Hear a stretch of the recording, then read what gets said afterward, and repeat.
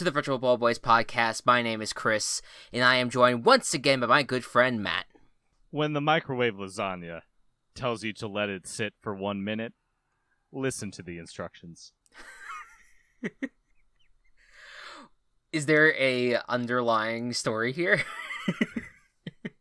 Well, I had microwave lasagna for dinner. Okay. And I didn't let it sit for very long. Thought it was a minute. Probably should have let it sit for more. Because my mouth hurt a little. Oh. I'm sorry. It's fine. This just reminds me, within the last few months that I was working at my old newspaper job, I forget, maybe it was a little bit earlier than this, but there was a person that was leaving, that was going to be leaving within like a few weeks, and like within the last week of their job, they put one of those like microwave, I think it was like a microwave burrito type thing in the microwave, but kept the wrapper on. Oops. And the fucking microwave went on fire. No way. Well, I don't not like any huge flames or anything, but it was, but still fire. It was still some sparks, and they basically, as their last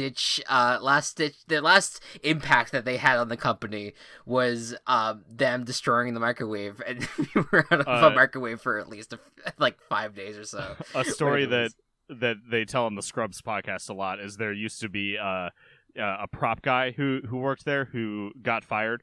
So on his way out, he hid Rowdy, their taxidermy dog, in the ceiling. That's so chaotic. It is. By the way, when I say that about the person from my work, that was completely on accident. Oh, no, I know. But no, I like those like little I know I'm getting let go, so let me just mess with these people a little bit. And there was the whole plot line in the show too about them losing Rowdy, so they had to find another dog. And then I don't know, I forget what the story was of how they actually found the original one. That's great though. I hope they got a good laugh out of it, at least. Yeah, as a crew. They're like, all right, that was good. You're still gone, but that's good. All right, well that's our misusing objects stories. Welcome back everyone to the Virtual Boys podcast. Just one thing real quick. Oh yes. We have a Matt watch. Ooh. Lions kicker Matt Prater named NFC Special Teams Player of the Week for helping the Lions with an upset win. Yeah. So good on you, Matt. Yeah. This has been Matt Watch. Okay. We're gonna be talking about Lions Cardinals later. I guess the Matt Watch can't wait though. On that Matt Watch never waits. Fair. All right, welcome. All right, so we got quite the lineup today, guys. We're gonna be recapping week 3, which is I think week 3 is kind of like the week of defining the season a little bit. Like it's one of those like you really get to see where teams are at. Whether or not these like 2-0 starts are real, whether or not these 0-2 starts are just bad luck or whatever, like you kind of start to see what like good teams start to cement themselves and bad teams start to cement themselves a little bit. Obviously, things change as the season goes on. It's still only week 3, but of course, so we'll get into that a little bit. We also have we're also going to be ending some team seasons. Today we are committee style going to knock out a few teams that we believe will not be making the playoffs, and last but not least, we will be picking week 4 games, and already some uncertainty with week 4, as the first time that COVID has affected the NFL this season, as 4 different Titans players and 5 coaches are now have been tested positive for COVID, and now the Steelers-Titans game is a little bit in doubt. Might be postponed to. I think that the rumor right now is that it's going to be postponed to Monday, and the Texans-Vikings games, as it stands right now, is going to be fine. Of course, the Vikings played the Titans last week, but we will get into that later on. For now, let's go over week 3. Let's. So, game of the week was a very fun competition that we thought that, I mean, it was one of the few 2-0 battles that we had for week 3. It was the Los Angeles Rams going to Buffalo to play the Bills. And this game at first did not look like it was going to be close. The Bills went out to a big boy lead, a 28-3 lead. If that the most cursed score in sports, it really is. It's that, or like what was it? There's something in hockey too that's like if you go up 2-0, like or something. There's some sort of lead in hockey, like you could just easily blow.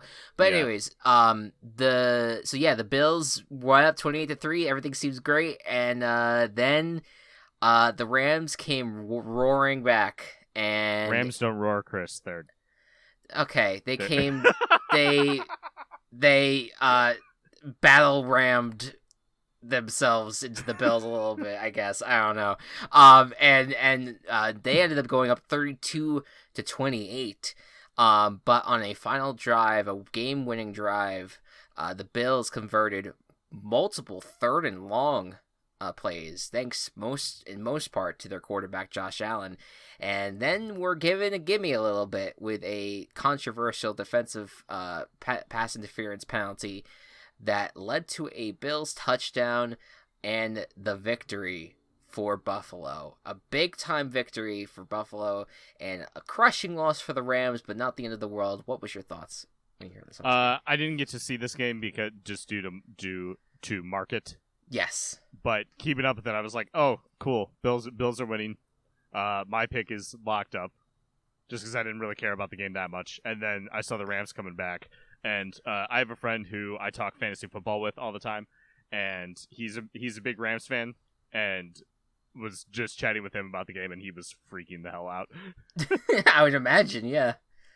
Yeah, I mean, obviously ending a play with a questionable pass interference call isn't good for any team or any game, but this was the team that had the most questionable pass interference miscall of any.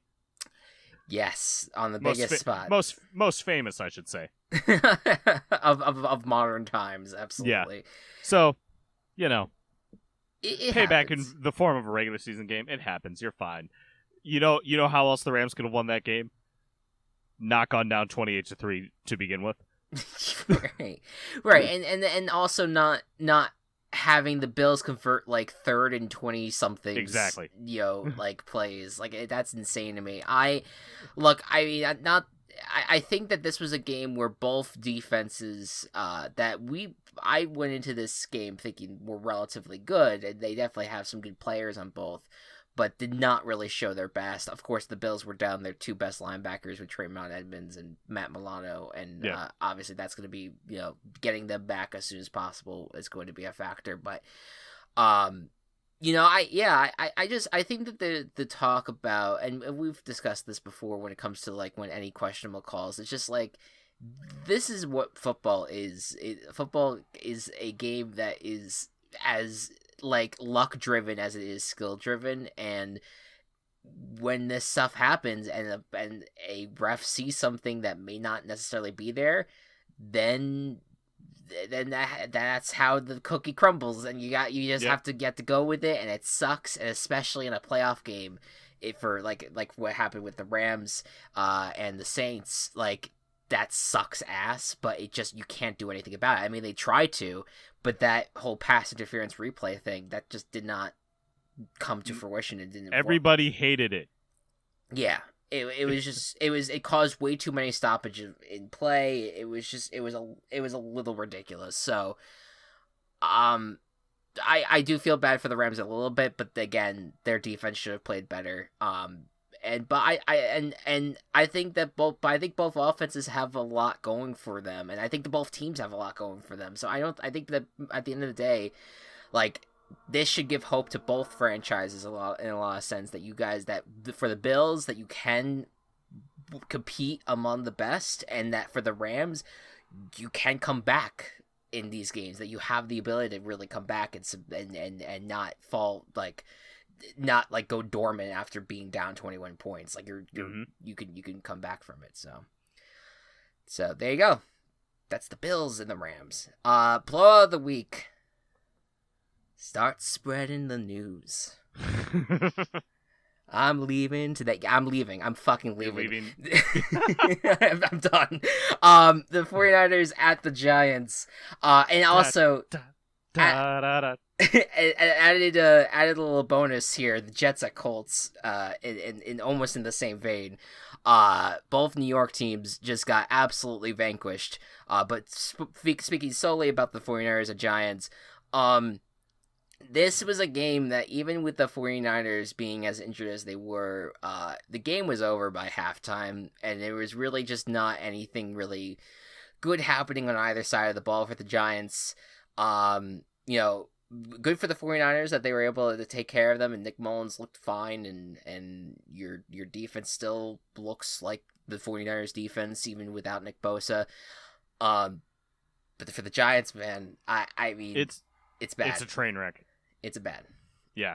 I think that it's a true testament to two things. One being Shanahan's coaching, in that even his backups can decimate a team. Yeah. Second, it's just how bad the Giants are on, like, every aspect of the ball. Daniel Jones isn't playing that well. Yep. Despite showing promise last season. You don't have a solid running back. You don't really have a solid defense. Yep. No one is playing well. Yeah, no, it's a disaster. And the Jets, I think, are in the same vein. They need to get bigger players because they're the Giants. That's what the philosophy is, right? Yes. Right? Got get those big boys for the big city. Look, the Jets and the Giants. I'm already nauseated by the idea that these two teams are going to be competing for the number 1 overall pick, and how absolutely obnoxious this whole fucking state's going to be for about, like, Trevor. Like, there's people who are already saying that, like, Trevor Lawrence is going to go to the Giants if the Giants are number 1 overall, or he's going to go to the Jets. And honestly, at this point, I'm also like, whatever. I've never been, like, super dedicated to Daniel Jones. I was happy that they picked him as just wanting a quarterback, but I'm not, like, dedicated to him. Right. And the Jets, on the Jets side, like, if I'm a big Jets fan, like, I think at this point any change would be nice, starting with Adam Gase and working my way throughout the rest of the organization. And also, just to tie it all together here, like, this was basically a perfect example, especially the 49ers Giants game, of, like, great organizations outclassing crappy organizations. And I know that people will defend John Mara to the end of days, but dude has not run this organization well, even through the Super Bowl years. It just hasn't. They have picked some weird fucking people to run their front office and their coaching. Even Tom Coughlin had his moments of being great, but had his very, very strange moments, and that deserves to be called out. Sorry. Speaking from the Giants' point of view.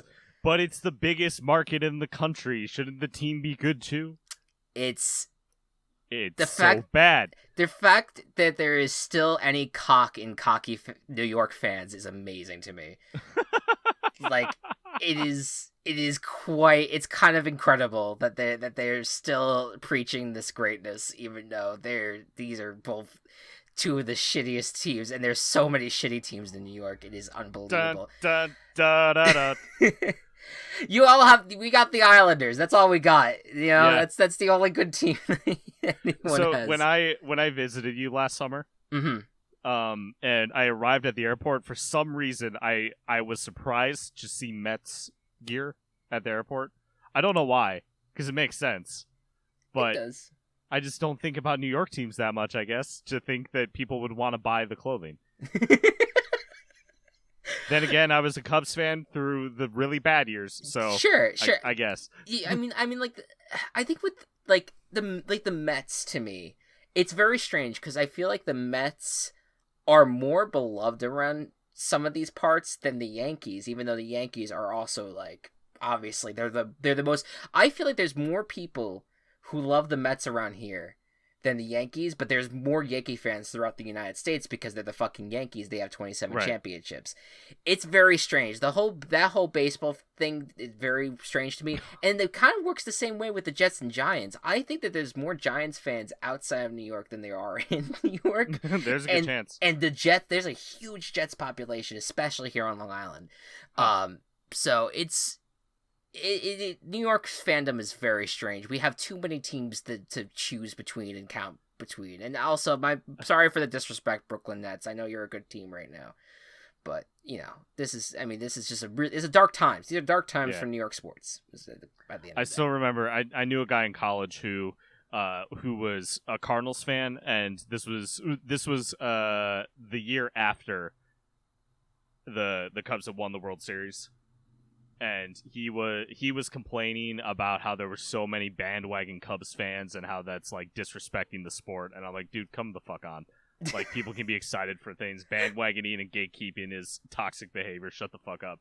But also, his you know what his second favorite team beyond the Cardinals was? The fucking Yankees. Okay. If you're a Cardinals and Yankees fan, the two teams who have won the most in their respective conferences. It's very. It's absurd to me, and I love having these conversations about fandom because I find it fascinating. I find it frustrating and really fascinating because it is the idea that like you're gonna. I like seeing people pick random teams to root for, and I think that like anyone that's gonna stop people from having fun and picking a fandom that picking a team that they enjoy. Really has to get a life. Right. And even like at the top, like even if you do latch onto like the best in the league, like I could sit there and be like, okay, that's an obvious pick, but that's your choice. If you want to root for the winning team the most, then you go for it, I guess. Right. I bandwagoned on the Panthers hard when they were had their unbelievable season and Super Bowl appearance. Yeah, and I'm still a Panthers fan. I'm sticking with it. Yeah, but, absolutely. Not everyone has to. Right. I think that generally people just have to let people enjoy things. It's very upsetting just to see people be like, you can't be a fan of this. It's just like, how about I can? How about go fuck yourself? You're a fan of the New York Yankees. Name 5 of their songs.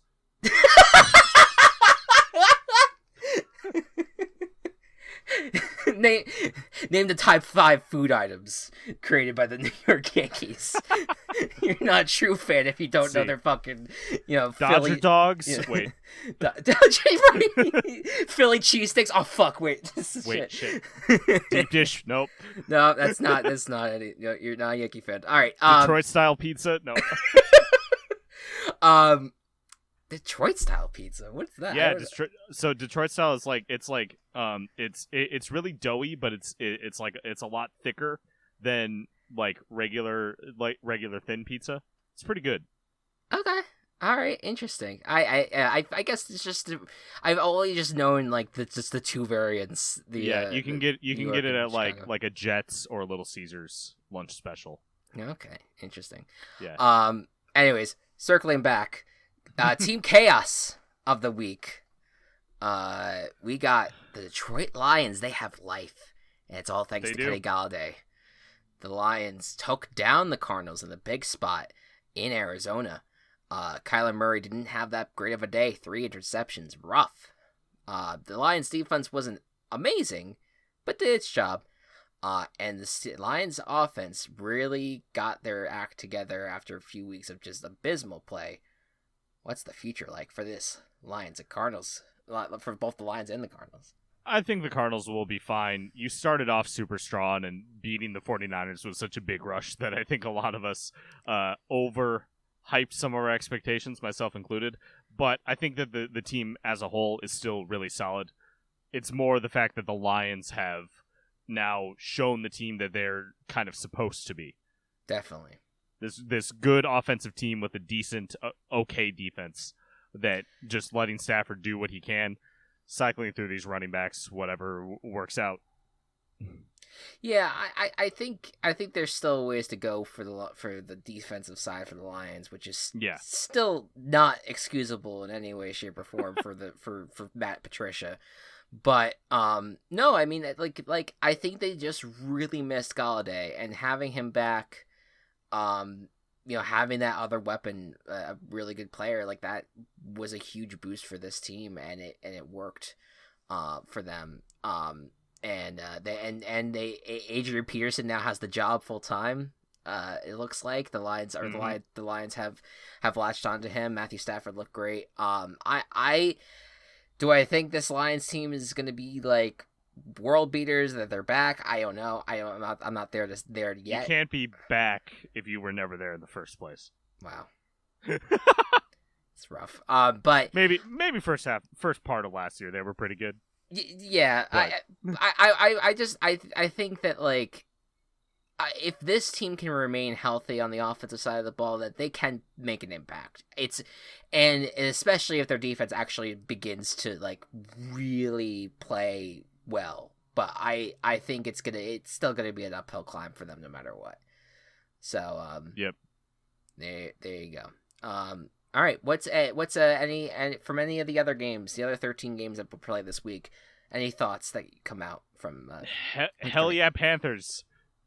There you go. Figured shit out. Don't have McCaffrey and still managed to put a decent game together. This offense is working really well together. Like the Panthers were 0-2, but they put up a fight against the Buccaneers and almost beat the Raiders. So I really like how this Panthers offense has been turning out, and when they get Christian McCaffrey back, it's gonna work out really well for them. And the defense too, for how as young as they are, had a really good game too.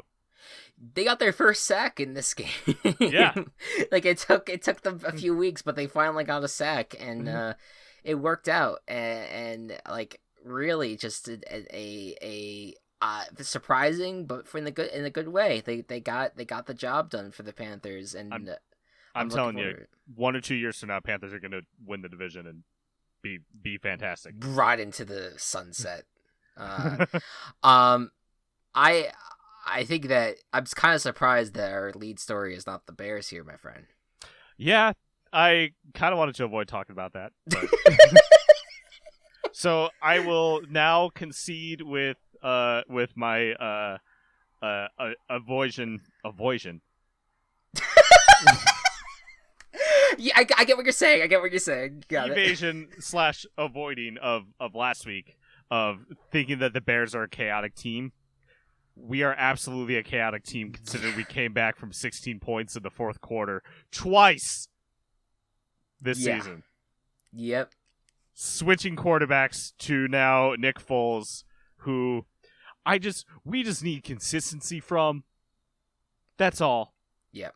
Absolutely. If we get consistency, this whole charade experiment will have been worth it. I still don't think it would have been as worth it if we just fucking got Cam. Yeah, that was I think the big takeaway from it was that you and I both said last week that we felt like it was kind of understandable if they really wanted Mitch to remain the guy, that they didn't want to bring in Cam Newton. But the fact that even after 2 weeks where he didn't play that bad, and then you come into this game and he plays poorly and you immediately yank him. Like, was it first or second quarter? Like, it was very early. It was third. Oh, okay, it was later then. Pretty sure. But regardless, 2.5 quarters of bad play, and that was it. That was the end of the Trubisky era. To be fair, it was more than that. He had 1 quarter of good play the first week, and he had like 2 quarters of good play against the Giants. So your argument would be that this was coming, essentially, even though they got the 2 wins. Because the wins were like we won the first game because DeAndre Swift dropped a pass. And we won the second game because we managed to stop the injured Giants from scoring. Yeah. At the very end. So we should have been either in the game more against the Lions, or we should have been up more against the Giants. And sure. That's valid. Then we got to the point where we're down against the Falcons, who are the Falcons, of course. And we can talk about the fact that Falcons fans are just, I feel so bad for them. These poor souls. These poor fucking souls right now. Yeah, I hear what you're saying. I'm annoyed at the fact that they couldn't have pulled this plug sooner, I guess, the Bears. I know that there's pride on the line on the fact that they picked this guy number 2 overall. Yeah. And that they didn't want to give that up. But if you felt like there was better options at that point, it's like you had 3 years of evaluation under your belt. If you really in your heart felt like it wasn't the guy, just go to Cam Newton and then you have a defense that can play relatively well, that can keep that afloat. And even if you don't have like the most world-beating offense, you at least have Cam Newton that could carry it exactly. You don't want to know what my hope is now? What's that? That the Cowboys continue to be like middling and like average, like good enough to where like Dak is still a good quarterback. But not well enough to where, like a mix of Dak doesn't play well enough for Jerry to extend him, but you want him on the Bears? Yeah, I want Dak on the Bears. That's awesome. Dak to like get either like get traded or released because he either like overprices himself or doesn't play well enough for Jerry to want him, and then the Bears can get him. Okay. Because Foles is only gonna last the year. Yeah. Unless he's like the Messiah. Finally, after his career, getting a starting job and not being the backup. That he almost is. He brings playoff Foles, but now it's just all the time Foles. If it's playoff Foles the entire time, I will be happy and I will be fine with Foles being our quarterback until he's Tom Brady's age. Right, but that's not going to happen. Yeah, so, that would be very wishful thinking. But I see a legitimate path to Dak Prescott quarterbacking the Bears next year. Okay, I love that. I love the optimism there. I hope for your sake it works out. But I do end up just to wrap up, put the bow on this. I do feel bad for Mitch because I know he obviously should have played better.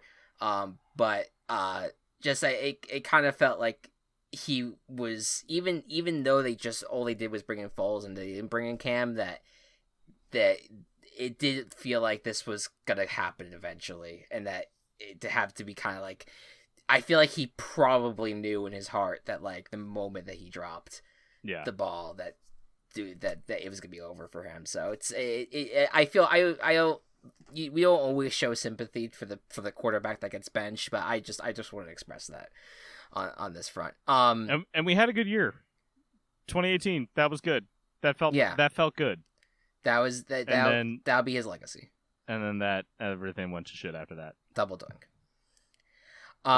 That wasn't even his fault. Why did you still have to bring it up? Well, that's how it ended. That's how it ended. That was how that 2018 ended. It was the double dunk. But just real quick, Bengals Eagles. What in the world? You ever start the game without a win, or start the year without a win, and then you play for a tie? Yeah. The two winless teams that face each other still end up walking away from the game winless. It's great. God. It's just wonderful. Yeah. What happened to the Eagles? There was always a part of me that really felt like the Eagles were not going to be as good as everyone was hoping they would be. I didn't think they were going to be this bad. No. I thought they were going to be maybe like mediocre, but not bad. So the Eagles obviously have a lot of injury issues right now. That's not news. Mm-hmm. Everyone knows that. But even just the way that Carson Wentz is playing is not the Carson Wentz that we expect to play. Yeah. He is one of the worst quarterbacks in football right now. Absolutely. And it's not it's not even close. Like It's absurd. he is playing so poorly, and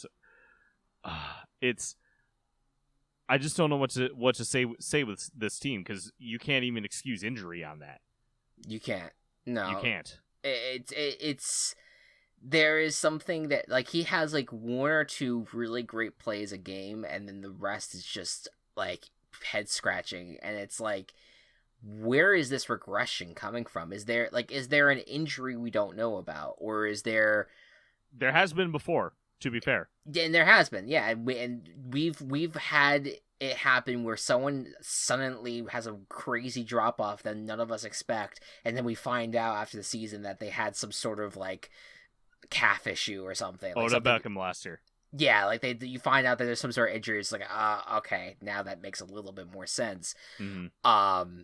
But that, since we have not heard anything out of Carson Wentz or from Doug Peterson or from anyone about why this drop off is happening, and I do think we're going to see Jalen Hurts at some point this season. I don't think that Doug Peterson wants that. I think that Doug Peterson wants to hold on to Carson Wentz, but if it gets bad, I mean, I don't know how you can't make the change. Exactly. So, and one last matchup I wanted to bring up: Chiefs Ravens. Ravens. I'm already seeing the takes online about Lamar Jackson and how poorly he played, and I think, yes, there is I think there is a level of concern that you can have about the guy where he doesn't play that well against teams, like, especially teams that like are putting the pressure on him like almost immediately, and he can't get the ball out immediately. Like there's like some concerns there for him. But to sit here, I saw someone arguing online that Taysom Hill is a better quarterback than Lamar Jackson. Oh no! No! I'm like, honey. I just, for me, it's the dude can play there, but there is I think that multiple times the coaching staff has let Lamar Jackson down, and also his receivers have let him down. There was 5 drops in that game. Yeah, that's like Lamar was definitely playing tilted too. Like, he was not. I don't think he was in the right headspace. No, of course. In the game.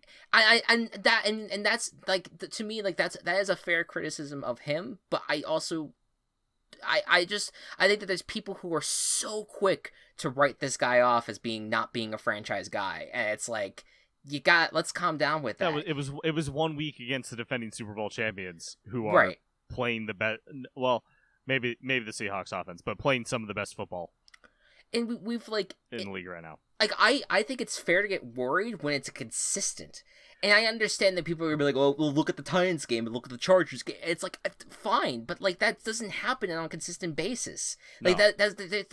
There has yet to be a back-to-back game where Lamar Jackson is a dud.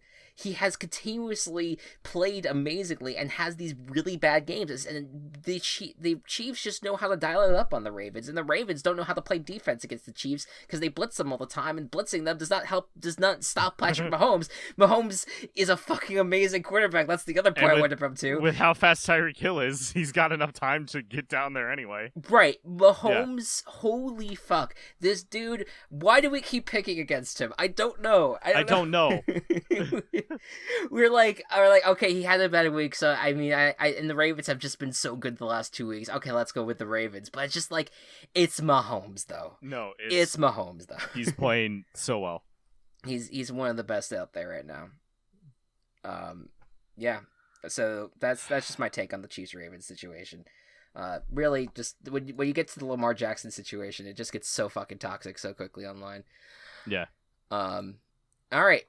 Let us move forward here, spin forward a little bit.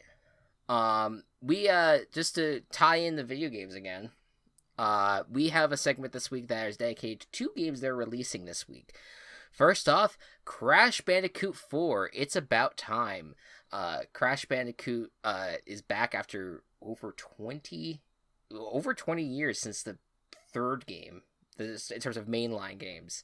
And then you mentioned off podcast that there's a game from Japan that came out that was considered the fourth one? No, it was a Crash game. They just called it Crash 4 in Japan. I don't know which one it was. Okay, yeah, they've had like spin-off games, I think that came out. But... They've had games that were supposed to be in the main series, like Twinsanity and right. Crash of the Titans, which is a train wreck. But I guess they're calling this like this is the subsequent game or whatever. They made fun of it in the trailer. It's like, how many times have you beaten this guy? And they're like, 3. Really? Thought it was more. Yeah, right, exactly. Yeah, they're forgetting all of those other things because they just weren't good. Yeah. No, it says like, no, it's 4. This is the 4th game. Nothing else happened. Game. Nothing else happened between this. So that's coming out tomorrow, October 2nd. But today, October 1st, Super Mario Bros. 35 is coming out. How excited are you for this game? It's I'm probably not going to play it like at all. Oh, really? I'm surprised. I feel like you would. I feel like you would enjoy these type of games, like in terms of like platforming battle royale. Like, no, I'm not. I might give it a try, but like I wasn't a Tetris 99 guy. Okay. I see. So it's like the same thing, and it just doesn't seem like something I'd go for. Okay, that's valid. Fall Guys is different. Fall Guys is better.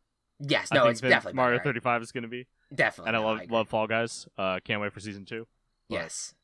No, yeah, okay. this isn't my type of thing. Yeah, I'm looking forward to see. I'm not a big like 2D platformer guy, but I enjoy Tetris 99 for what I've played of it, and I'm curious as to how this kind of works, how the mechanics work. I will be attempting to 100% Sunshine. Oh, are you? That's what you'll be doing. I'm 90 shines in, so okay, all right. I really I got to get a few more in Delfino Plaza. I got to get all the rest of the blue coins, and then beat Corona Mountain. So I'm almost there. Oh, blue coins, man! I've heard torture stories about people trying to get blue coins. They're awful. 30 in a level. Oh my god. But yeah, so in honor of the battle royale element of Super Mario Bros. 35 and kind of playing off of the time element of the Crash Bandicoot game, we're gonna have a segment called "Time's Up," our annual ending of of many of the NFL teams' seasons, where we are gonna say they're done. It's over. It's time's up. You've done what you gotta do, but you're not making the playoffs.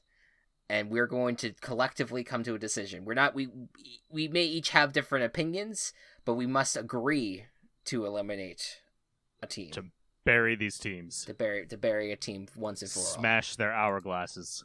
Damn right. Yeah, the little hand in time element there. All right. So I have up here. I have the league standings here. So I'm gonna break it down by group, and I'm the first one. I'm just gonna read, and I'm gonna ask you yes or no in terms of eliminating them. Okay, real quick. This okay. is just we'll go maybe more individual later in the segment, but first off, the 3-0 teams: Chiefs, Chiefs, Seahawks, Bills, Packers, Titans, Steelers, Bears. No. You don't want to eliminate any of them yet. No. I agree. Not even the Bears, because there's a chance. There's a chance. There's a chance. We're 3-0. You can't count it out yet. Like no, it's... I'm with you. I'm keeping hope for the Bears alive. Okay, so that's 3-0 teams aside. All of them are locked in. They're still ready to go. They're not been eliminated. Yep. All right. Now I'm gonna list the 2-1 teams real quick. Buccaneers, Patriots, Cardinals, Ravens, Rams, Browns, Colts, 49ers, Raiders. Any thoughts on any of these? Do you feel like all of them still have a shot at the playoffs? I don't think we can eliminate any of them at this point. Okay. The one I would consider would be the Raiders, but even then, I can't. I can't do the Raiders. I think maybe the one I might maybe consider would be the Browns, but I that's not. No, Browns are too good to consider right now. Yeah, no, they've played too good back-to-back weeks for me to really like pull off. So I'm with you. We'll save the 2-1 teams. They're all good. All right. Now let's work for the bottom up. Okay. We have a list of 0-3 teams here. Let's start with the Jets. Your agreement? Yeah. Yes. All right. Goodbye. Yeah, bye Jets. See you later. All right, Falcons. You might lose your head coach in week 4 this week, so. Yeah, exactly. Yeah, no, I'm over the Jets. Falcons. Yep. This is a tough one. It's tough. I don't know. I don't know if I want to do it. I feel like it. I feel like they are, just because I don't know if they'd be able to come back in the division. Mm-hmm. I I'm okay with the idea of ending them, but just because of how bad, like the words cannot describe how bad this Falcons defense is. It's But so bad. But I mean, I'm okay if you feel if you don't feel comfortable with ending them yet. I'm okay. No, well, like week 6, we'll see. Okay, all right. So going into week 7. All right, Falcons are still alive. What about the Broncos? Broncos, I feel like just too many injuries to field a proper season, so I would be fine ending them. I'm with you. It's too many injuries. It's too much uncertainty. I don't think Brett Rypien, I'm a Boise State lover, but I can't see you. I can't see Rypien being the savior for this franchise. So no, Broncos have been eliminated. All right, the New York Giants. Yes. Yeah. No. It's sorry. love you, G-men, but you guys suck. So Giants. Add to the list. All right, the Houston Texans. This one's hard because they have such a terrible schedule. Yeah, they have one of the hardest schedules this year. It looks like, and I can't say that they'll make the playoffs at this point, but I also don't want to eliminate them yet, just because I still trust Watson so much. I do too. I guess there's a different story here with this 0-3 team, because they've been 0-3 before and then won the division. And I think part of the reason why that happened, though, was that the Titans and the Colts, they weren't as good. But now you have the Titans and Colts kind of leading the way of this franchise, and you even have the Jaguars that have a better record than you right now. So yeah, it is tough though. So it's tough. I honestly think it's too early to bury them. Okay, we won't bury them yet. Vikings. This is hard too. This is a hard one. I'm totally okay with doing it. You think so? Because for what I've seen through this point, Justin Jefferson definitely makes it harder. But I think where my issue is right now is that the offensive line's still not playing amazing, and the defense is just crap. It is so bad this year that it's not as bad as the Falcons, but like is so much worse than what we would have expected. And it's not just because they don't have Daniel Hunter. Like there's more than that reason why this team is not good on defense right now. And they started showing some signs of life, but not enough where I feel I don't and on top of that, like considering how good the NFC is, I just don't see this team overtaking the Packers right now. I don't see them being out. I just don't see them doing the wild card situation. Right. Yeah. Okay. I'll bury them. All right. Let's do it. Vikings are done. Let's do. Now we have the 0-2-1 teams. I've you know what? I've come around. I like the ties now. Throw some weird shit in there. I'm for it. Bengals. I'm not ready to bury the Bengals. Really? I'm surprised. Okay, hit me with it. Why do you think so? Because I think that, and well, so as a team, I think that they still have the potential to bounce back. I think that the more that Burrow plays and the more that he gets comfortable, the better of a player he's going to be.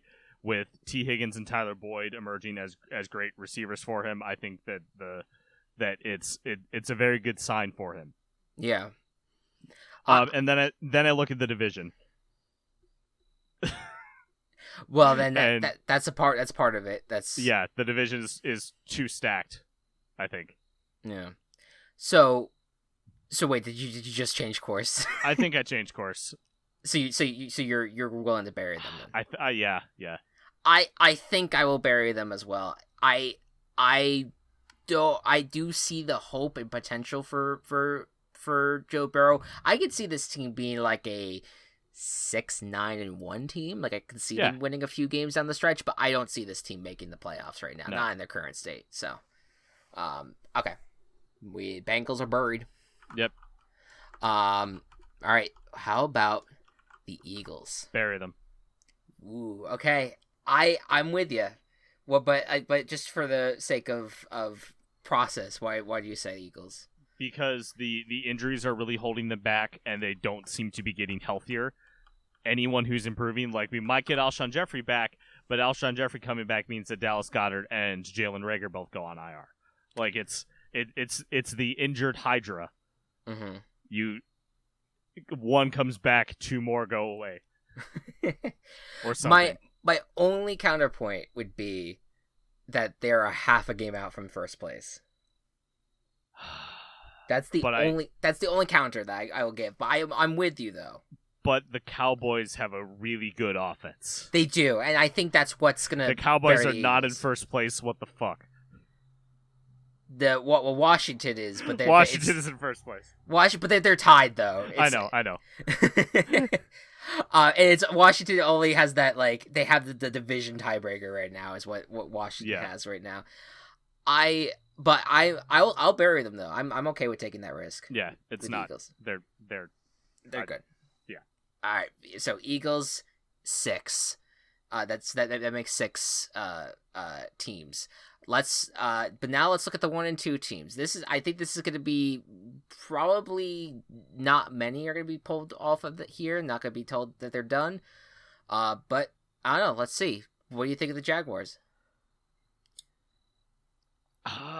They're hard. I don't see them doing well. I think that there's a chance that the first 2 weeks were kind of fluky. Yep. I'm thinking of putting the Jaguars down. Yeah. Sorry. that sounds awful. Yeah. Yeah. All right. So Jaguars, we'll add them to the dead list. All right. What about the other cat team, the Panthers? I'm honestly not ready to bury them. I'm not either. But why though? Because they showed a ton of promise there against the Chargers, who I still think the Chargers are a good team. This offense is really clicking. How many points have they scored, like, per game? Per game, I'm not too sure, but like 68 across 3 games. Yeah, 68 across 3 games. That's pretty good. Yeah, for this kind of team. So. Yeah, the offense is I think is the best part of this Panthers team right now, which is I think that's Matt Rose's specialty. It in is. terms of offensive heavy stuff. So mm-hmm. I mean, if the defense can remain consistently good and get better, which it did last week, and yeah, I'm not ready to put them to rest yet. All right, so the Dolphins, I'm personally feeling with the Dolphins, I want to put them away, but I do look at last week's Thursday win, which was a blowout victory. They handled the Jaguars, and I give them credit, but I just don't think the Dolphins are at the level where I trust them as a wild card team, let alone AFC East contender. Yeah, no, with how good the Bills and the Patriots are, I don't. It's going to be hard for them to get in, so I'm fine with the Dolphins. Yeah. I wonder, I haven't read his column in a while. I wonder how Peter King is after he predicted the Dolphins winning in the AFC East. I hope he's okay. I hope he's okay seeing Josh Allen. Yeah, seeing Josh Allen dominate and Cam Newton actually beat Cam Newton, Yeah. all that jazz. Okay. Dallas Cowboys. You want to bury them. I want to bury them so bad, but I'm not. You can't with the offense. Offense is playing too good, and also the defense. The defense has not been that good at all, but the offense has put them in situations where they can remain competitive. Generally, every single game they've played this far, I believe they were 1-score games going into the fourth quarter, at least. Or within the fourth quarter at the very I think that they were out of 1-score game for the Falcons for their win, right? Where they had to come back in historic fashion. But yes, yeah. What about and just 4 more here. How about the Chargers? I'm not ready to bury the Chargers. Me neither. I think that Justin Herbert's playing too good, and I hope they keep with him. Yeah. Any other reason? Though? I mean, the reason to bury them would, again, I think, be defensive injuries, but their defense as a whole is just a really good defense. Yeah. So even with pieces out, they're still going to be able to succeed. Okay. Yeah, I'm with you on that. The Detroit Lions.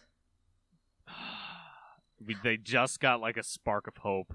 They did. I feel like I I feel like I would have definitely been on the case of like we got all right, just put them down. Like they're not going to go for it further. But that offense looked good last week. I got to see how they play against other teams, against a team with a better defense. Okay. All right. So Lions will stay alive for another week, which they'll get the chance to this week. Which team are they playing again? The Saints. Oh shit.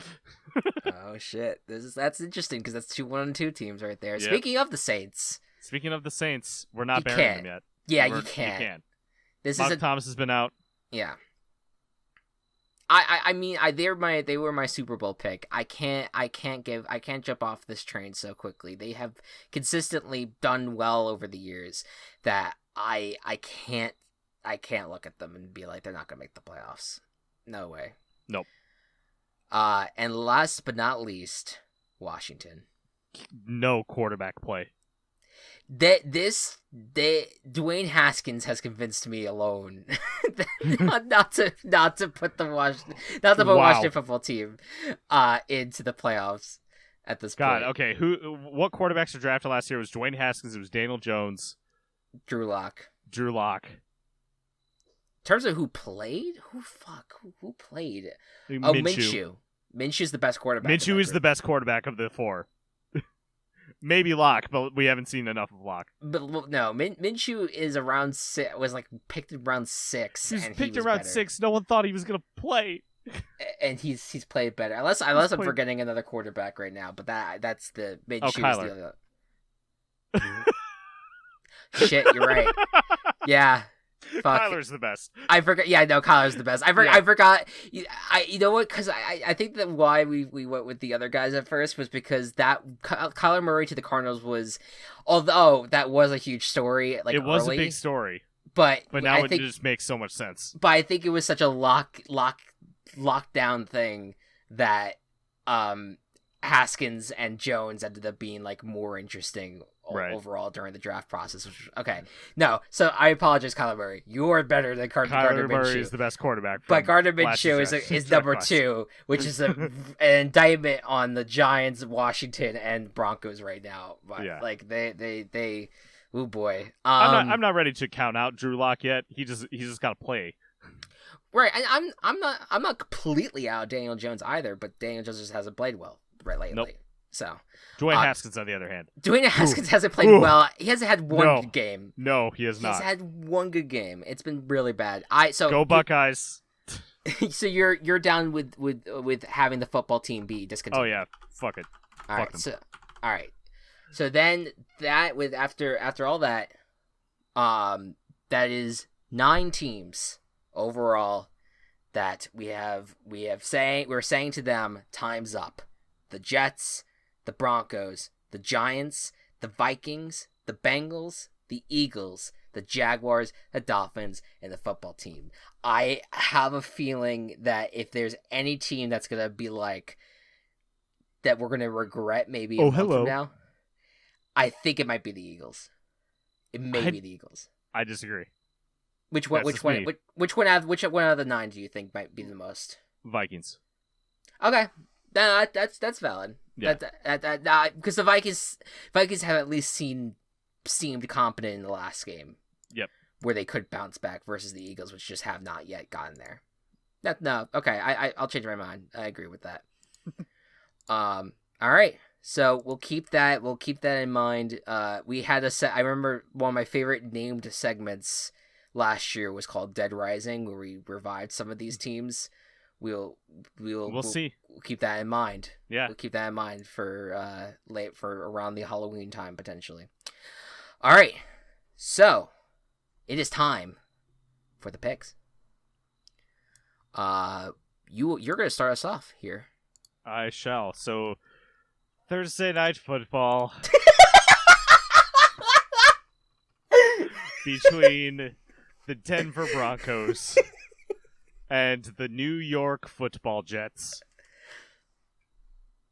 It's just the absolute Just the sheer, like, tired, like, exhausted nature of your voice. Teams are 0-3, and Adam Gase might get fired at the end of this game. Who do you got? This was actually a hard one. I really had to think about who I wanted to pick here, because it was the difference between really injured and really bad. And I'm going to go with really bad here, and I'm picking the Jets. And the reason why is that there is no other game you're going to convince me to pick the Jets in. And so this is the one. This is the one win that I could see the Jets having right now.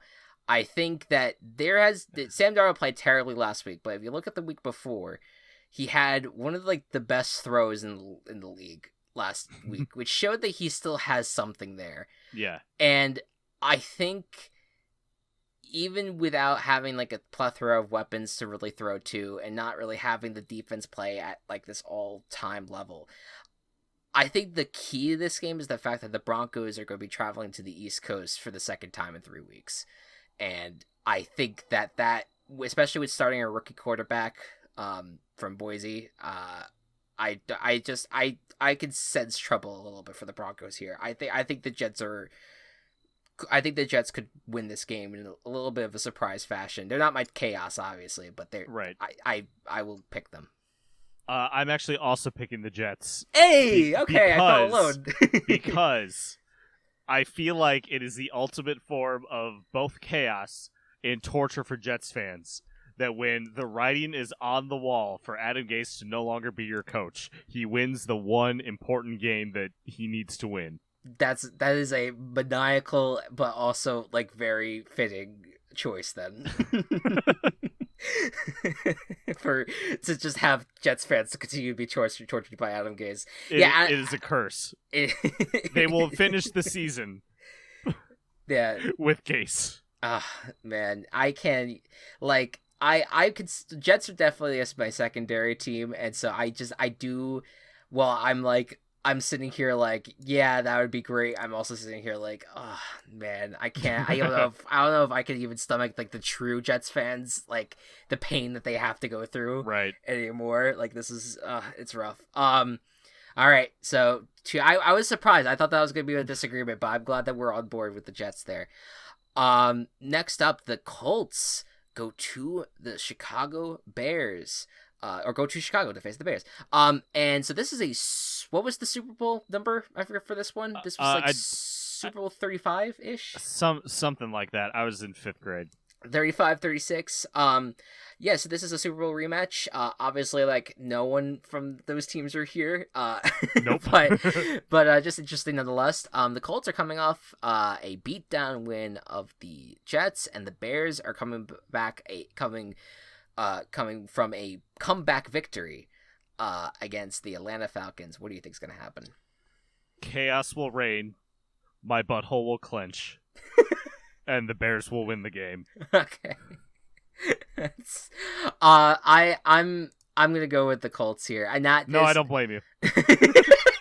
I do think that I like the Colts' talent a lot more than the Bears, but the Bears are the prime chaos candidate, so no surprises here if anything happens. Like, the Colts are a good team. If the Bears can beat the Colts, I honestly think that we have something going.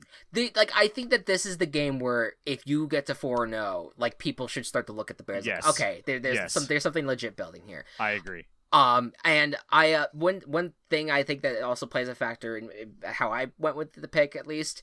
Frank Reich is on the Colts. His former quarterback that he had coached in Philadelphia during the Super Bowl run was Nick Foles. I just feel like Frank Reich might have the game plan here to how to beat Nick Foles. Okay, that's my mentality on it. All right, next up, the Jacksonville Jaguars versus the Cincinnati Bengals in Cincinnati. Jaguars coming off of a Thursday night loss, and the Bengals coming off of the first tie of the season. Who do you got? I think that the Dolphins have a better defense than the Bengals. And I think this could be a fun game at 1:00. I think that this could be a sneaky fun game. between the two cat teams, the two cat teams of the AFC AFC. cat teams. Yeah. And I think that Minshew has a bounce back game. I think they bounce back in this game, and the Bengals kind of continue their loss train, unfortunately. I am actually going to disagree. I think that the Bengals might get something going here, especially with the passing game. See what happens. I'm going to go with the Bengals. All right, sounds good. Next, the Cleveland Browns go to Dallas AT&T Stadium to take on the Cowboys. Cowboys, of course, coming off of the offensive showdown between them and the Seahawks. Of course, them coming off of the loss there. The Browns ran it up against the Washington football team. Who do you think's going to win this game? This is such a weird game to pick. I have the Browns selected right now, but I don't think that the Browns are a good enough offense necessarily to put up as many points as the Cowboys' other opponents tend to put up. Sure. So I'm going to switch my pick. I'm going to do the Cowboys. Just because I think at home, too, I trust the Cowboys' offense a lot. Browns' defense is good. And the Cowboys haven't played that great of defenses. And when they played the Rams defense, which was a good defense, they lost. We're inside Matt's brain. Well, that's what it's like. It's like the Cowboys haven't played. When the Cowboys played a good defense, they lost. Sure. And I would say the Rams and the Browns have a similar defense, but I think that the Rams offense is much better than the Browns offense. And I think the Rams defense is better than the Browns defense. Rams defense is better than the Browns defense, so I'm going to go with the Cowboys.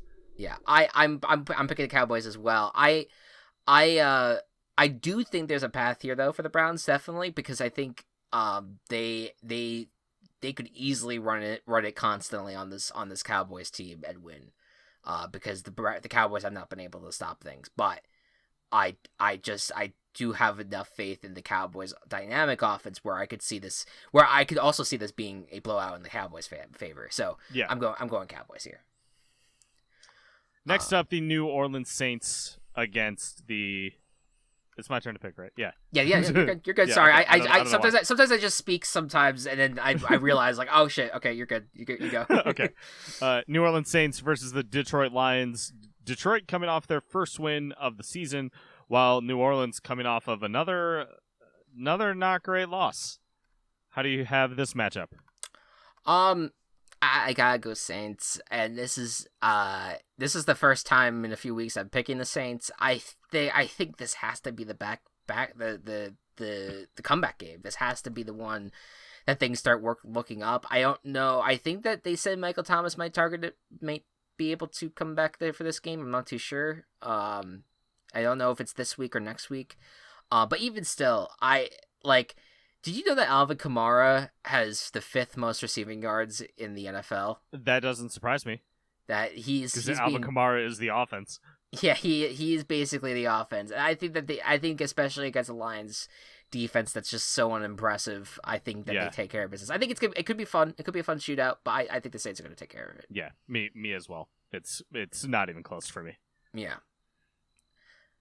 Now this is the interesting one. Yeah, all right. So here we go. Steelers at Titans. This was initially going to be the battle between 3-0 teams, but now we don't even know if this game is going to be played. All we know right now is that this could be it could be played on Monday. And that maybe if they keep everyone isolated right now, which I think that's what they're trying to do, that hopefully enough people are healthy for the Titans that they're going to be able to kind of get out there and play this game against the Steelers on Monday night. And they, of course, one of the big things was giving them time to actually prepare for this game, so that's why they wanted to delay it to Monday. Right now it looks like it's Monday night. That's the reporting. I don't know. It could also be Tuesday. And it also could be not at all, because why rush this? Why rush the recovery efforts? But with the idea right now and the confidence right now that this game's being played, who do you think's going to win?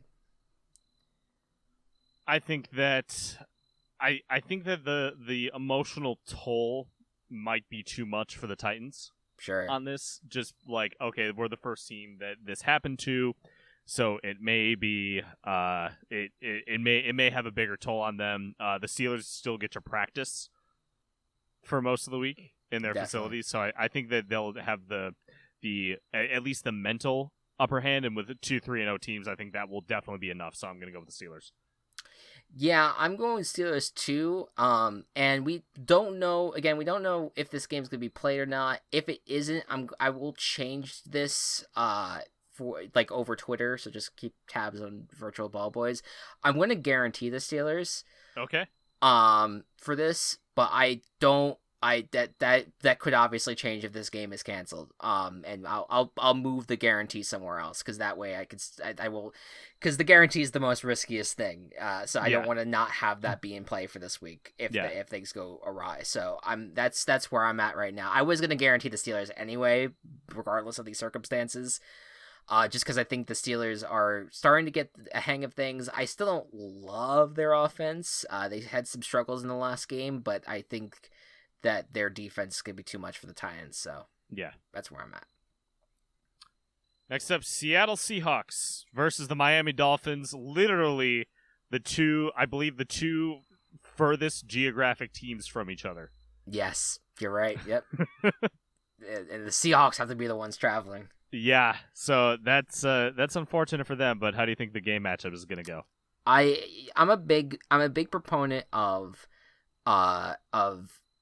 the how big of an impact a travel goes. Like an East Coast team traveling to the West Coast is going to have a major disadvantage, and the same thing goes for the West to the East. And this is the biggest disadvantage that you can have in terms of the traveling aspect. That said, I think the Seahawks are one of the best teams in the league going up against the Dolphins, who I think are one of the worst teams in the league. So, Seahawks. I am finally going to stop being an idiot and not starting Russell Wilson in my Dynasty League. Okay. Because, damn, the Seahawks have a really good offense. And I'm just like, but what if Lamar? And then Lamar hasn't been. So Lamar had the one bad game, and it's going to be hard. It's going to be hard for No, he did, but Wilson is throwing Wilson's 5 been touchdowns. Consistently, right. He's been throwing 5 touchdowns a game, so. Yeah, get those points where you got right, and I'm the Seahawks are going to win the game. Yeah, no, I agree with your change of roster, and I agree with you with this pick on this one. The Minnesota Vikings go to Houston to take on the Texans. This is our 1-0-3 matchup this week. This game was almost on the verge of potentially being canceled, unfortunately. But luckily, we do. Yes. It looks like it's going to be played, and the Vikings are healthy. But I think we are going to need maybe an extra day to really know. The Texans are looking for their first win. The Vikings are looking for their first win. Who do you think is going to get it? So I think this was not intentional based on your reasonings, but I think that there's another bit of psychological toll maybe with the Vikings and the fact that they may not be able to fully use their team facilities. I think they'll be fine compared to the Titans. Sure. But there's still a little bit of things. The Texans looked a lot better against the Steelers than I thought they would. In the first half, for sure. In the first half, yeah. But just in general, I was impressed by the Texans. I have not been super impressed by the Vikings yet. I'm going to guarantee Houston. Oh my God. And I am being risky as fuck. I love it, though. I love the risk. But I'm doing it. I'm with you, though. I'm picking the Texans. Because I just, my test. What's the best unit on the field? What's the worst unit? I think this is the best unit is the Texans offense, and the worst unit is the Vikings defense right now. Yeah. And I think the Texans take advantage of that. So, I'm all in on Houston as well. Excellent. Next up, Arizona Cardinals coming off their first surprise loss, take on the Carolina Panthers with their first surprise win. This was a NFC Championship matchup a few years ago. Yes. Who's going to win the game? I want to have faith in Kyler, and I want to have faith, especially that they're going to, that they could beat up against this Panthers defense. But I think that there's something starting to click with the Panthers, and I really like Matt Rule. I think that a lot of people really hyped him up going into the season, and he started out kind of rough 0-2, but that was still, they were competitive in every single game. And again, the travel element, Arizona going all the way to Carolina to play the Panthers, and I just like the Panthers offense. and their defense looks like they're starting to get something together. I think that it's going to be tight, but this is my team chaos for the week, Panthers. I love it, and I want to choose the Panthers so bad. They were also almost my team chaos because I wanted to try to, because I think the Panthers can win. I really like how the Panthers are going. I still think that the Cardinals' offense can do what they need to do against the Panthers' defense. So I'm going to stick with the Cardinals, but I will be secretly rooting for the Panthers as well. Okay. Totally understandable. All right. Next up, the Chargers at the Buccaneers. Tom Brady now on a 2-game winning streak, and now we'll be back at home this week. We'll be hosting Justin Herbert and the Chargers. I think Herbert's starting. I haven't heard otherwise. He should be starting. I haven't heard Tyrod name necessarily. But Buccaneers took care of the Broncos last week very handily. The Chargers fell short against the Panthers. What do you think is going to happen? I think the teams are going to have similar trajectories. It's weird I know that I shat on the Buccaneers a lot to start the season, but they're the best team in the division right now until the Saints can get Michael Thomas back and get their group back. So I'm going to go with the Buccaneers. I'm with you. I'm going Buccaneers here. I think one unit that's really kicking butt is the Buccaneers defense. They're playing totally. Very, very well right now. And so a lot and even the secondary, we used to be very worried about this Buccaneers secondary. It's still not great. They will still have like the most amazing players, but there's a few of them that are playing. Antoine Winfield specifically, they're playing pretty solid football right now. So I'm going with Bucks. All right. Next up is the Baltimore Ravens coming off of their Monday night loss versus the Washington football team. Is this a sneaky trap game for the Ravens? I feel like if anything, this is like the boomerang game that they needed, the Ravens, in order to come back from they went from being really crappy on one night, and I think now they will be bouncing back. If you all saw, and I don't know if you saw any clips from Washington Cleveland, it was abysmal. Like Washington's back at a level of just absolute okay, this is the crappy team that we thought. I don't know what the status of Chase Young is. I don't know if he's going to be out for a while or not, or if maybe he'll be back for this week. I'm not too sure. But with or without Chase Young, I think Dwayne Haskins will be tortured by this Ravens team. So, agree. Baltimore it is. Yep. And speaking of obvious picks, the Rams are going to be hosting the New York Giants. Giants coming off of that blowout loss against the 49ers. Rams coming off of a rough but very, very close loss to the Buffalo Bills. Almost a comeback victory, but they could not pull it off. What do you think is going to happen here? You know what clip has a larger amount of real estate in my head than it should? It's the clip from the first Madagascar where the zoo animals introduce themselves to the lemurs for the first time. And then King Julie goes, "All hail the New York Giants," and all the lemurs go, "New York Giants." That being said, I'm picking the Rams. Yeah. Thanks. I love these anecdotes. It's very, very, very nice. Go watch Madagascar. It's a fun watch. I do enjoy Madagascar. It's the DreamWorks movie that separates, when you list out the DreamWorks movies. It's the one that separates the treasures from the trash. Yeah. It's literally you could put all three Madagascar movies in the middle. All of the good stuff is above it. All of the bad stuff is below it. Mm-hmm. And it is right there in the middle. Because it's not great, but it's not trash. Yeah. No, to me, Madagascar is a classic in a way. Because it was such a big deal back when I was a kid. Yeah, no, I loved it. It was a very good movie. Anyways, Rams. Rams are my pick as well. Next up. Next up, the Buffalo Bills, coming off of their almost loss to the Rams, take on the Raiders, who are missing a few key pieces on offense and also lost to New England last week. They get to play in Vegas. What's the deal? This was a hard one. I had for the past few days had the Raiders selected, but you reminded me that the offense was not as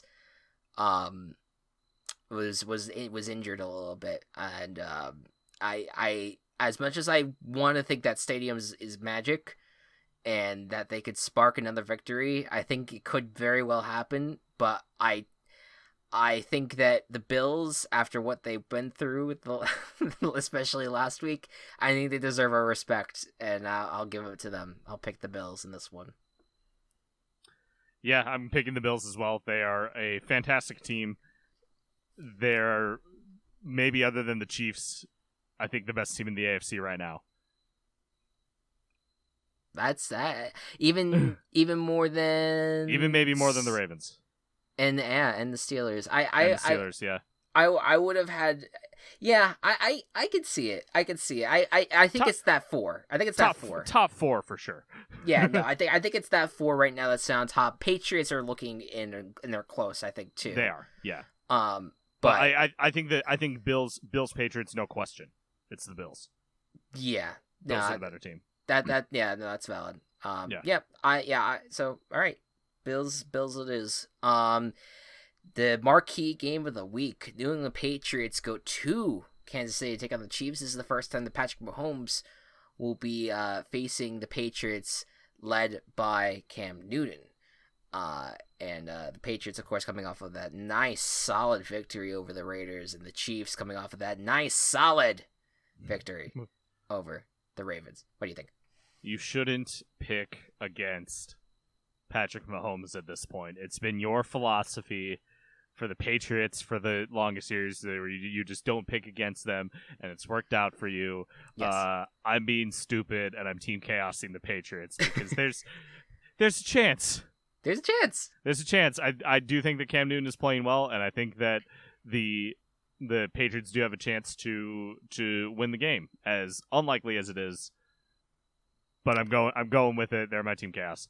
Yeah, I'm not rolling it out anyway, because I think you have a team that has their defense is played pretty solidly. I would say the Patriots overall, and they have a way to kind of adjust the game plan every single week, and they need a big one though for this game against the Chiefs, and I think I'm gonna really shoehorn myself into the Patrick Mahomes pick him every single week thing, because it is kind of the same mentality, because like every single time we've picked against this guy, he continues to just be like, yeah, no, we're here to stay. So I'm picking the Chiefs. Cool. Next up, Philadelphia Eagles versus the San Francisco 49ers in San Francisco. This is the Sunday night game, which I'm sure the schedulers were much more excited before the season started, because we've had a good streak of Sunday and Monday night games. It's a bad one. And this is a bad one. This one's not as good.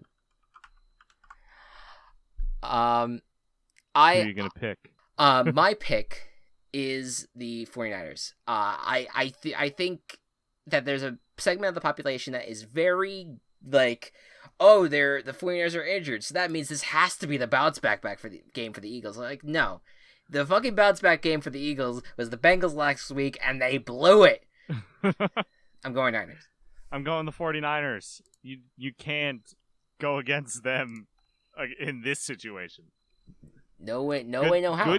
Good thing for the 49ers team right now is that they're facing such bad teams while all their teams are still injured. Who are they facing next week?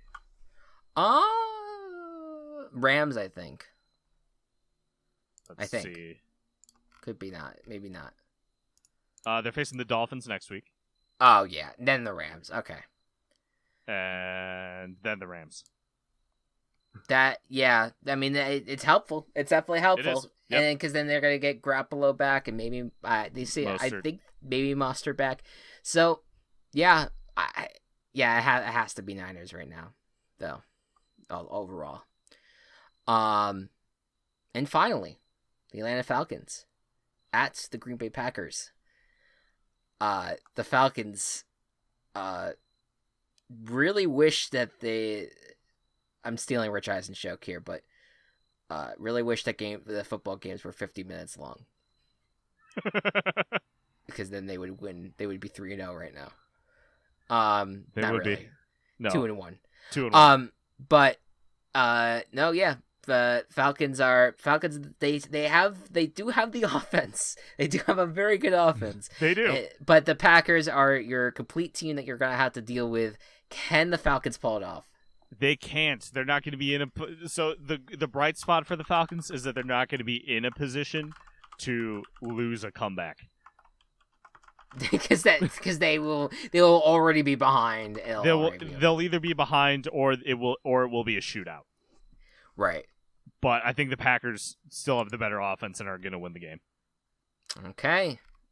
I'm with the Pack. I'm all in on the Packers. Definitely a 180 from the start of this year, but they're still looking very good. And they seem to be bound for the NFC Championship game, and it looks like it could play out a little bit differently than the last time they were in it. So who knows? But yeah, that is the picks. Oh, and just a really quick last week, Matt, yes. You went 11-4. I did, thanks to Cincinnati and Philadelphia. Yeah, you got 7 points. You didn't have to worry about modifier. You got the Team Chaos wrong, but the guarantee right. I went 9-6. Did not get my Team Chaos right. Did not get my guarantee right. Thanks, Jaguars. So that was an extra point off for me. So I only earned 2 points this week. So the overall records as they stand right now, Matt is 34-13 with 21 points, and I am 31-16 with 14 points. Okay. Let's see. And we have, after these set of picks, we have how many disagreements? Was it 4? It was Colts Bears. Jaguars Bengals. Jaguars Bengals. Cards Panthers. Cards Panthers. And Patriots Chiefs. Yes. And 2 of those were Team Chaos. Right. And the other 2 were just disagreements. Okay. Yeah. I thought, for whatever reason, I thought there was more than that, but yeah, we are racking up. I'm glad that we're getting disagreements every single week. Keeps it interesting. And plus I need it. I need disagreements to come back. So yes, that's so it works both ways for me. I also want to mention we put it out on Twitter, but I panicked at the last moment and switched my Falcons pick to the Bears. Oh yes, I forgot to talk about that. We did not mention that. Thank you again for letting me switch. Yeah. I think that the result of the game was not a factor in my reasoning for switching, but Which still is switched. Julio Jones. Yes, yeah, Julio Jones did not play, so I switched. However, I don't think that was a huge factor in the game as a whole. Mm-hmm. But still glad that I switched. No, absolutely. It was I'm all for but we might enact a system where like we only could do that every once in the like maybe like 3 or times a season or whatever. I don't really have that outlined right now, so I mean I'm all for if circumstances change, we will be changing picks.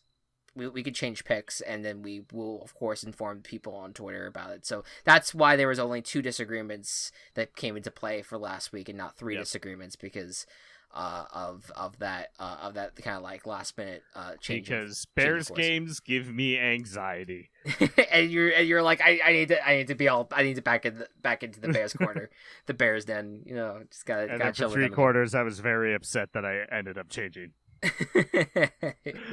You're back, baby. The Bears are back. We're back. I can't believe I'm sitting here today and the Bears are 3-0. But the Bears are 3-0, Chris. I am happy for you. I'm very happy. I'm curious if it can continue, but I'm very happy. And and like we said, you know, we'll inform like especially with like the Steelers-Titans game being kind of uncertain right now. We will inform on Twitter about anything that happens. And one last note, VBBFL. If you, my plan was initially to do a